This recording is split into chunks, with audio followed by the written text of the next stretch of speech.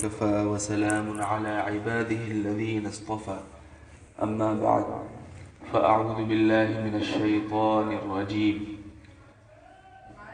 بل تؤثرون الحياة الدنيا والآخرة خير وأبقى صدق الله العلی العظیم۔ جو آیت کریمہ میں نے ابھی پڑھی ہے اس میں اللہ تبارک و تعالی نے ہم سب انسانوں کی ایک بیماری بتائی ہے، ایک کمزوری کا ذکر کیا ہے، اور اسی آیت کے آخر میں یہ بھی بتا دیا ہے کہ یہ کمزوری اچھی نہیں ہے، اس کے مقابلے میں دوسرا راستہ اختیار کرنا چاہیے۔ اللہ نے ارشاد فرمایا بل تؤثرون الحیات الدنیا، تم جو سارے انسان ہو وہ دنیاوی زندگی کو ترجیح دیتے ہو۔ مطلب یہ ہے کہ تمہارا جو زندگی گزارنے کا طریقہ ہے اور اپنی زندگی گزارنے میں تم جو کام کرتے ہو، جو اعمال کرتے ہو، اس کا مطمع نظر اور اس کا مقصد صرف اور صرف اکثر و بیشتر دنیا بنانا ہوتا ہے، دنیا کا فائدہ اٹھانا ہوتا ہے۔ یعنی اگر ہم یہ کر لیں گے تو ہمارے پاس بہت زیادہ مال دولت آ جائے گی، اگر ہم یہ کاروبار کر لیں گے تو ہمارے پاس کافی بینک بیلنس ہو جائے گا، اگر ہم یہ کر لیں گے تو ہمارے ایک کے بجائے چند گھر اور ہو جائیں گے۔ تو یہ ایک انسان کی کمزوری ہے، یعنی جو بھی وہ کرتا ہے کام تو زیادہ تر ایسا ہوتا ہے کہ اس کو دنیاوی فائدہ اس کے سامنے ہوتا ہے۔ اچھا، کسی کام کو کرنے میں دنیاوی فائدہ سامنے رکھنا یہ بالکل غلط نہیں ہے۔ غلط اس وقت ہوتا ہے کہ ہم دنیاوی فائدہ سامنے رکھ کر کے آخرت کا نقصان کر لیں، یہ غلط ہے۔ آیت کریمہ میں یہی کہا گیا ہے کہ دو چیزیں سامنے ہیں تمہارے، ایک تو تمہاری دنیاوی زندگی ہے جو بہت مختصر ہے، بہت محدود ہے اور فانی ہے، ختم ہو جانے والی ہے، اور ایک آخرت کی زندگی ہے جو ہمیشہ رہے گی، ختم نہیں ہوگی، اس کی کوئی انتہا نہیں ہے، اس کو فنا نہیں ہے۔ تو اب دونوں سامنے ہیں، اور ایک مسلمان ہونے کے لحاظ سے ہمارا تو یہ اعتقاد ہے کہ ہمیں مرنے کے بعد میں زندہ ہونا ہے اور آخرت کی پھر زندگی شروع ہونی ہے، اور اصل وہی زندگی ہے۔ لیکن ہوتا یہ ہے کہ دل پر غفلت پیدا ہو جاتی ہے، غفلت کے پردے پڑ جاتے ہیں، اور ہم جب دنیا میں کوئی کام کرتے ہیں تو ہم آخرت دنیا کے فائدے کو حاصل کرنے کے لیے آخرت کا نقصان کر لیتے ہیں۔ تو اللہ تبارک و تعالیٰ نے اس پر متنبہ فرمایا ہے۔ ہاں، اس کا الٹا ہو تو یہ اچھی بات ہے۔ اچھی بات سے مراد یہ ہے کہ یہی مطلوب ہے کہ ہمارا آخرت کا نقصان نہ ہو، دنیا کا چاہے جتنا نقصان ہو جائے، کیونکہ دنیا کی زندگی بہرحال ختم ہونے والی ہے، یہاں کی لذت دائمی نہیں ہے، کتنی بھی خوشی ہو انسان کو وہ ہمیشہ نہیں رہ سکتی، نہ یہاں کا غم دائمی، نہ یہاں کی خوشی دائمی، نہ یہاں لذت مسلسل رہتی ہے، نہ یہاں غم مسلسل رہتا ہے۔ کوئی سی بھی لذت ہو تھوڑی دیر کے لیے، چند دنوں کے لیے رہے گی، پھر کوئی نہ کوئی غم آ جائے گا۔ اس دنیا میں رہتے ہوئے کوئی انسان یہ سمجھے کہ میرا اگر بہت بڑا بینک بیلنس ہوگا یا بہت گاڑیاں ہوں گی، بنگلے ہوں گے، دولت ہوگی تو مجھے کوئی پریشانی نہیں ہوگی، کوئی غم نہیں ہوگا، یہ اس کی بے وقوفی ہے۔ اللہ نے دنیا کو ایسا بنایا ہی نہیں کہ اس کے اندر کسی انسان کو پریشانی نہ آئے۔ اللہ نے 3 عالم بنائے ہیں، ایک جہنم جہاں پریشانی ہی پریشانی ہے، کسی بھی قسم کا ادنا قسم کا راحت اور آرام وہاں پر نہیں۔ دوسرا عالم اللہ نے بنایا ہے جنت، جنت کے اندر ادنا قسم کی کوئی مشقت، کوئی پریشانی نہیں ہے، وہاں راحت ہی راحت ہے، آرام ہی آرام ہے، لذتیں ہی لذتیں ہیں، اور بے انتہا لذتیں ہیں، اور اتنی لذتیں ہیں کہ ہمارا ذہن وہاں تک جا بھی نہیں سکتا، ہمارا خیال وہاں تک نہیں جا سکتا۔ اللہ نے جنت کو ایسا بنایا ہے، دنیا کو اللہ نے ایسا بنایا ہے کہ یہاں پر دونوں چیزیں ساتھ ساتھ چلتی ہیں، خوشی بھی ہے، لذت بھی ہے، فرحت بھی ہے، اور اس کے ساتھ ساتھ غم بھی ہے۔ دنیا میں انسان رہے اور وہ یہ سوچے کہ میری زندگی بالکل بغیر کسی ٹینشن کے، بغیر کسی غم کے گزر جائے، ایسا ممکن نہیں ہے۔ بظاہر وہ لوگ جنہوں ہم یہ سمجھتے ہیں دنیاوی اعتبار سے بہت اعلیٰ درجے کے ہیں، ان کے پاس بڑے نوکر ہیں، ان کے پاس بڑے حشم خدم ہیں، اور یہ تو بادشاہ ہیں اور یہ فلاں ہیں، ان کو تو کوئی پریشانی نہیں ہے، لیکن ان کی زندگی میں آپ جھانک کر کے دیکھیں اور اندر سے دیکھیں کہ ان کو دل کا سکون بھی حاصل ہے یا نہیں۔ بظاہر دنیا والوں کی نگاہ میں بڑا جو ہے اس کے پاس مال دولت ہے، لیکن نیند نہیں آتی۔ نیند اللہ تبارک و تعالیٰ کی کتنی بڑی نعمت ہے، یہ اسی سے پوچھو جس کو کہ نیند نہیں آتی، پریشانی ہوتی ہے۔ یعنی بعض مرتبہ ایسا ہوتا ہے سب کچھ دنیا کی دولت ہے، لیکن سونے کے لیے بھی نیند کی گولیاں کھانی پڑتی ہیں، پھر بھی نیند نہیں آتی۔ اب وہ رات جو ہے کروٹیں بدل بدل کر کے کاٹ رہا ہے، ظاہر سی بات ہے مال دولت اس کو جو ہے لقمہ بنا کر کھائے گا تو نیند تو آئے گی نہیں اس سے۔ اور ایک آدمی ہے، ایک مزدور ہے جو پورے دن محنت سے مشقت سے کماتا ہے اور رات میں بھرپور نیند لیتا ہے۔ آپ بتائیں رات کس کی اچھی گزری؟ وہ شخص کی جس کو سہولت سے، سکون سے، بغیر کسی ٹینشن کے پوری رات نیند آئی، یا اس شخص کی کہ جس کے پاس دنیا کی ساری دولت ہے لیکن نیند جیسی نعمت نہیں ہے، اس دولت کو دے کر کے وہ نیند والی نعمت بھی خرید نہیں سکتا۔ ایک چھوٹی سی مثال ہے۔ اس لیے اللہ تبارک و تعالیٰ نے مسلمانوں کو متوجہ کیا ہے کہ تم زندگی اس طریقے سے گزارو کہ تمہارے سامنے زندگی گزارنے میں آخرت ہو، آخرت پر دنیا کو ترجیح نہ دے بلکہ دنیا پر آخرت کو ترجیح دی جائے۔ اگر ایسی اس طریقے سے زندگی گزرے گی تو دنیا کی زندگی بھی بڑی خوشحال ہو جائے گی، بڑے فارغ البال رہو گے، اور آخرت کی زندگی بھی اچھی ہو جائے گی،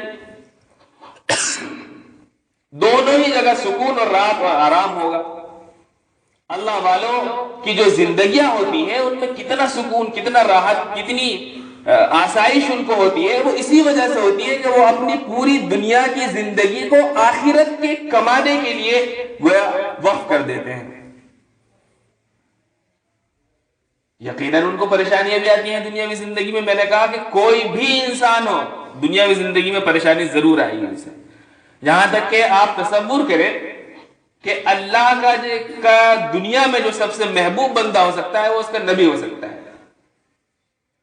سب سے زیادہ فرما بردار، سب سے زیادہ اطاعتیار، ان سے تو ادنا سا گناہ بھی نہیں ہوتا ہے، لیکن انبیاء اس دنیا میں سب سے زیادہ پریشانی جھیلتے ہیں۔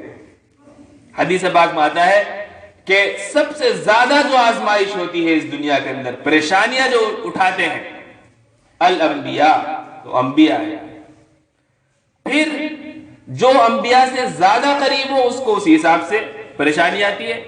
ثم الامثل فالامثل، یعنی اشد الناس بلاء الانبیاء، لوگوں میں سب سے زیادہ سخت جو آزمائش ہے وہ انبیاء کی ہے، پھر جو ان کے قریب ہے پھر ان کے قریب ہے، یعنی جس کا جتنا مضبوط ایمان ہے پریشانیاں اور آزمائشیں بھی اس پر اتنی آتی ہیں۔ لیکن فرق یہی ہوتا ہے کہ ایک انسان پر آزمائش آ رہی ہے وہ گھبرا گیا، ہائے وہ کرنے لگا، اور دوسرے پر آزمائش آ رہی ہے پریشانی اس کو بھی ہے، لیکن وہ یہ سمجھتا ہے کہ یہ اللہ کی طرف سے ہے، میرے ایمان کا، میرے کلمے کا کوئی امتحان لینے کے لیے ہے، اس لیے وہ ان میں ثابت قدم رہتا ہے۔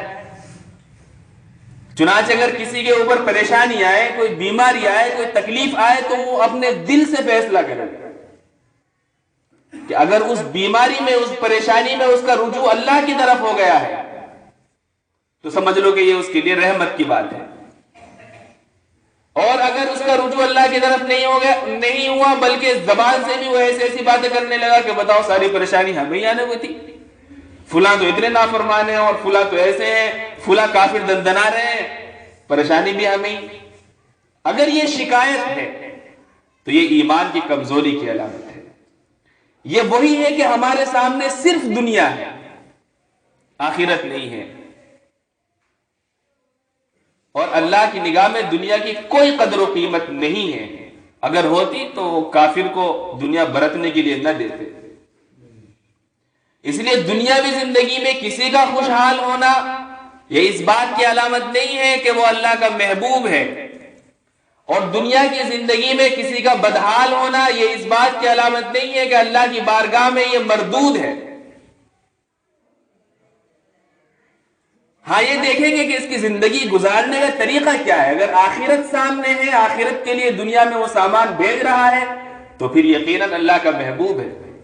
اور اگر آخرت کو فراموش کر کے دنیا کے اندر سب کچھ کر رہا ہے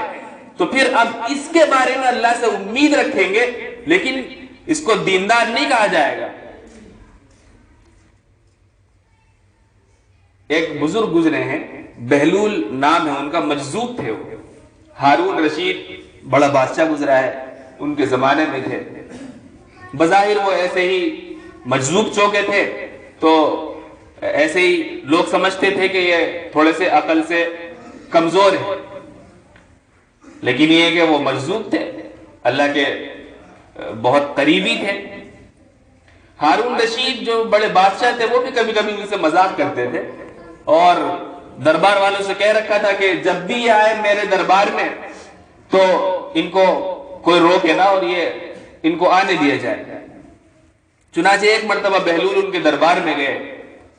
دربار میں جانے کے بعد میں ہارون رشید کے ہاتھ میں ایک چھڑی تھی، انہوں نے ہارون رشید نے بہلول کو سے مذاق کی اور یہ کہا کہ لو بہلول، یہ چھڑی تمہارے پاس ہے، اور اس دنیا میں اگر تم سے زیادہ تمہیں کوئی بیوقوف آدمی ملا تو تم یہ چھڑی اس کو دے دینا۔ انہوں نے وہ چھڑی لے لی اور بات آئی گئی ہو گئی، چند سال گزر گئے، وقت گزرتا رہا، بالآخر ہارون رشید کی طبیعت بہت زیادہ خراب ہونے لگی، اور گویا ایسا لگا کہ اب مرض الموت ہے۔ بہلول عیادت کرنے گئے ہارون رشید کی، اور انہوں نے کہا کہ امیر المومنین کیا حال ہے؟ انہوں نے کہا حال کیا پوچھتے ہو، بس آخرت کا سفر درپیش ہے، طبیعت اتنی زیادہ خراب ہے کہ اب آخرت کا سفر درپیش ہے۔ بہلول نے کہا کہ اچھا آپ کو آخرت کا سفر درپیش ہے تو آپ نے اس آخرت کے سفر کے لیے کتنے لشکر پہلے بھیج دیے، کتنے حشم خدم آپ نے پہلے بھیج دیے؟ تو ہارون رشید نے کہا کہ تم پھر وہی باتیں کر رہے ہو پاگل والی، آخرت کا سفر ہے، اس میں تو پہلے لشکر نہیں بھیجے جاتے، اس میں پہلے کوئی حشم خدم نہیں بھیجے جاتے، اس میں تو آدمی تنہا ہی جاتا ہے۔ تو انہوں نے کہا کہ نہیں، دنیا میں اگر تمہارا کوئی سفر ہوتا تھا تو میں دیکھتا تھا کہ